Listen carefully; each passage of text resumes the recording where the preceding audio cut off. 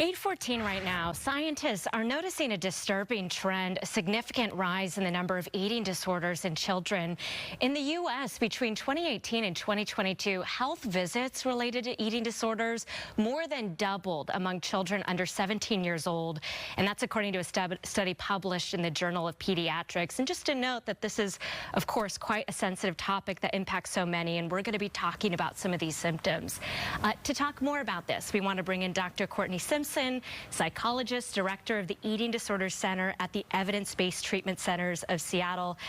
Dr. Simpson, thanks so much for being with us. Thank you so much for having me. I'm so excited to be here. Yeah, this is going to make such a difference, I know, in so many families. You know, many may be, familiar with the classic symptoms of anorexia nervosa, but what are some of the lesser-known symptoms that parents should know about?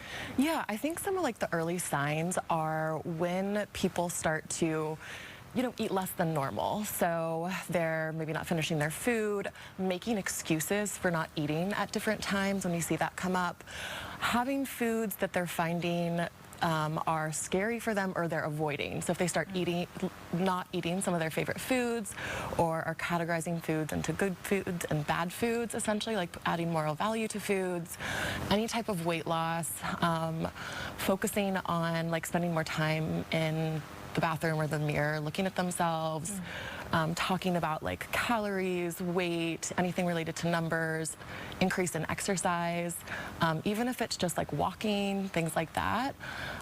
So I would say those are kind of some of the classic early signs. So any type of form of dieting behavior, essentially.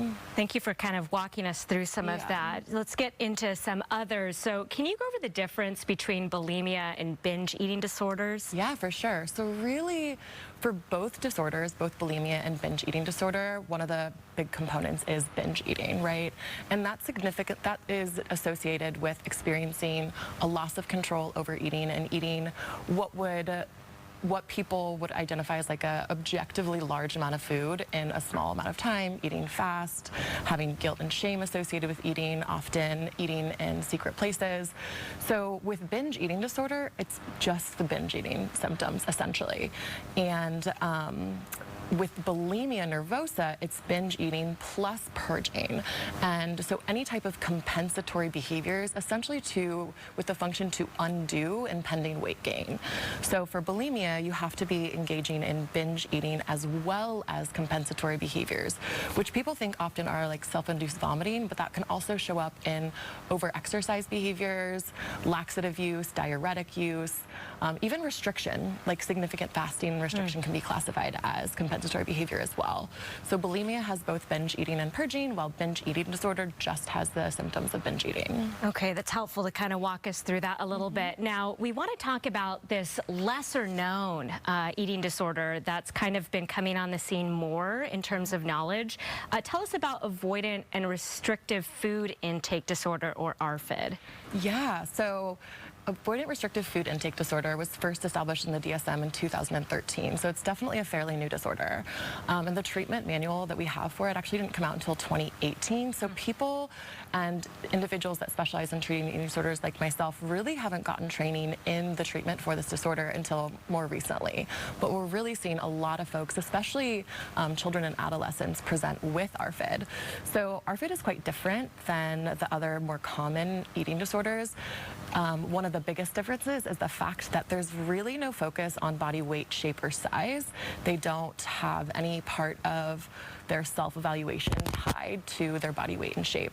So with ARFID, there's 3 specific subtypes, and sometimes these can co-occur at the same time.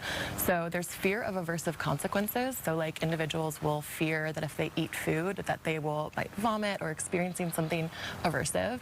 There's kind of standard picky eating. So not necessarily being interested in food or not being driven to eat, kind of forgetting to eat, things like that. And then there's sensory sensitivities. So this is folks that for textual reasons, they don't like certain types of food. Maybe there's smells with food that bring up feelings of disgust. So those are kind of the 3 different types of presentations. Again, they also can be seen as overlapping as well.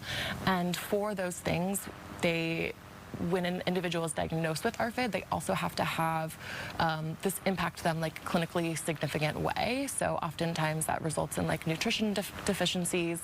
A lot of folks with ARFID are underweight, things like that. Okay, wow, this is such helpful information. I know it's going to make a difference in the lives of kids and parents in the area, especially as they go back to school. Dr. Courtney Simpson, psychologist, director of a local eating disorder center, thank you so much. We'll post a link on our website, by the way, Awesome. for your center as well, so people can check that out. Great. I'll go ahead and send it back to you now.